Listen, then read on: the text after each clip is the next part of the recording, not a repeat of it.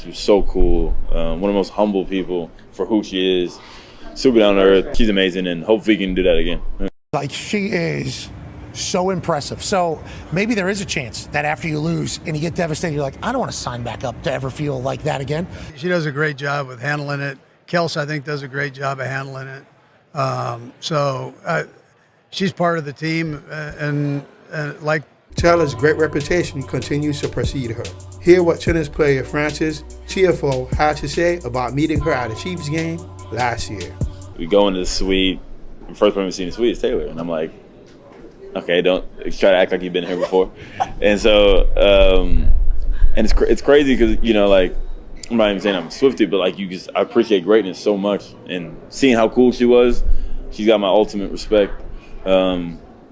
First off, she was very knowledgeable about what I was doing. She's like, man, we wanted to watch you play in the final, this and that, the Open, and she's like, Trav loves you, and this and that, and we were drinking all day together. She was so cool, one of the most humble people for who she is. Super down to earth. She's amazing, and hopefully we can do that again. For me, I don't think it's to everybody's point. It's like at media day, I guess what's Yes. called. He said no, he's going to be back, but then you've won a bunch of Super Bowls, you've made a bunch of money, you've represented our sport very, very well publicly. You know, nobody in football will want to give him that credit. A lot of super football people are like, I don't care, he's dating Taylor Swift. It's like, how about how he's put on for the football world while dating the biggest star on earth? And then how about them being a genuine, like, you know, like everything we know, he's football guy from Ohio representing and doing. I am a massive Travis Kelce fan. I think on the football field, he's unguardable as well.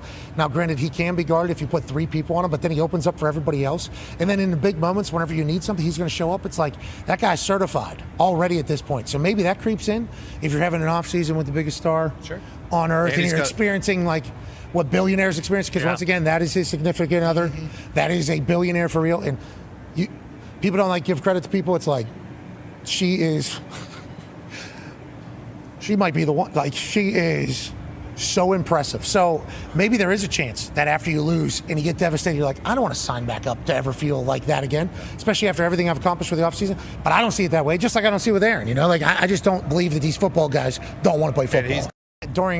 We heard Brett Veach speak on the Travis Kelce future conversation and speculation. We heard Coach Andy Reid speak on the speculation of Travis Kelce's future.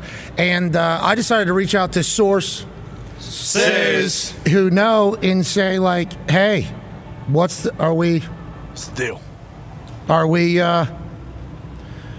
playing next year? To my source says. And message was, my dog.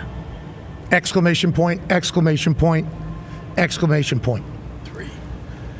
Source says, I'm coming back for sure. Going to try and get to the best shape I've been this offseason and get back to the mountaintop. Got a real bad taste in my mouth with how I played in that last game and how I got the guys ready for battle. I can't go out like that. Exclamation point, exclamation point, exclamation point, and guess what?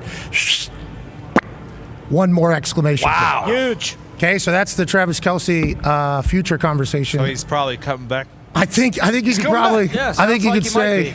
I think you could say Travis Kelce's coming back to play football yet again. Gave us a good Taylor Swift story last year that went viral about the Pop-Tarts. You got anything else? You making anything else? Yeah, you know what? No, I don't. But she's a good girl, man. She handles that whole thing the right way. I mean, that's a tough deal. Ridiculous, actually. But she does a great job with handling it. Kelce, I think, does a great job of handling it.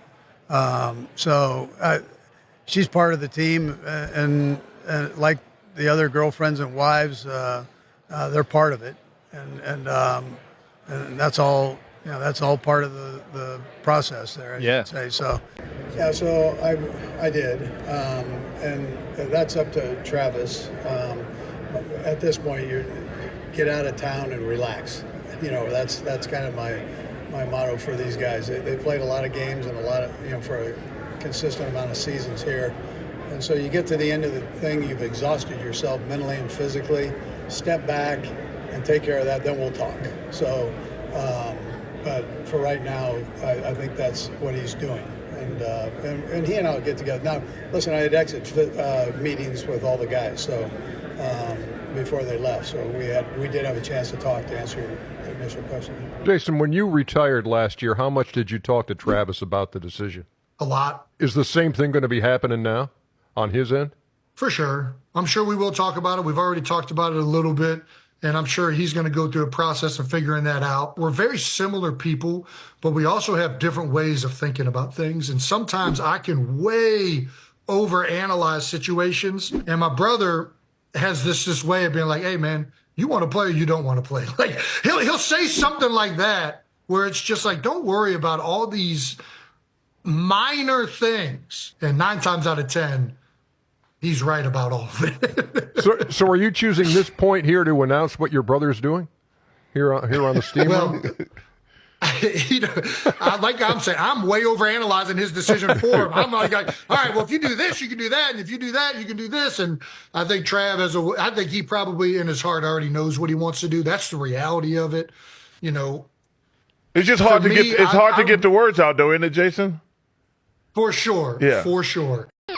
The f around? Well, that was Parade.com. They f***ed around when they wrote the following headline: Why Kelce refused to eat Taylor Swift's home-cooked meal on double date with the singer. Well, aren't you about to find out? I, on Call Her Daddy, explained that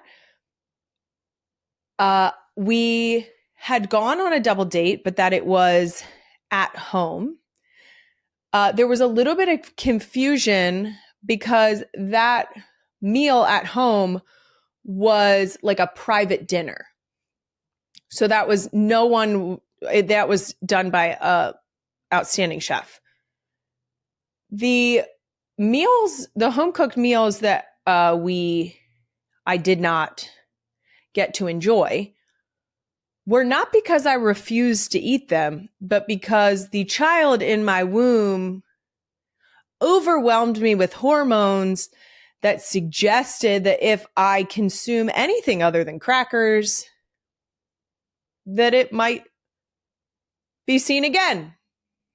If you catch my drift, anyone that has experienced pregnancy nausea knows that it's not a choice. At 8 weeks, that's not a choice. I've known women who lived on only waffles for their entire first trimester. There's women who can only stomach cereal or crackers or pretzels.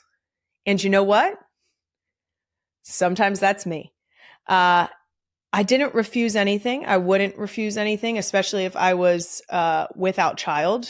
Just to set the record straight, the weekend that we were together where I was unable to stomach the dinner home-cooked meal, I did get a chance to try, I believe they were funfetti pancakes.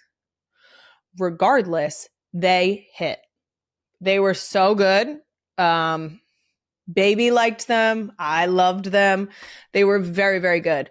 The thing that bothers me the most about this headline, besides the fact that I directly addressed why I didn't eat the meal in the Call Her Daddy episode, why are we trying to pit women against women? Why are we doing that? That seems dumb and counterproductive. Anyone that asks me in person, I am very forthcoming with how much I love and appreciate her and how much I love the fact that you can tell how happy Travis is. And that's what I care about. So let's not pit women against women. Let's stop writing articles when there's not any beef to write articles about. And let's recognize the fact that I would not refuse a home-cooked meal. I would not refuse a home-cooked meal because I love food. So, unless it's beets. So as always, we continue to hear nothing but the best about Taylor and how she is truly one of the rare celebs out there who is just genuinely a great person. For more great stories on Tay, check out this next video.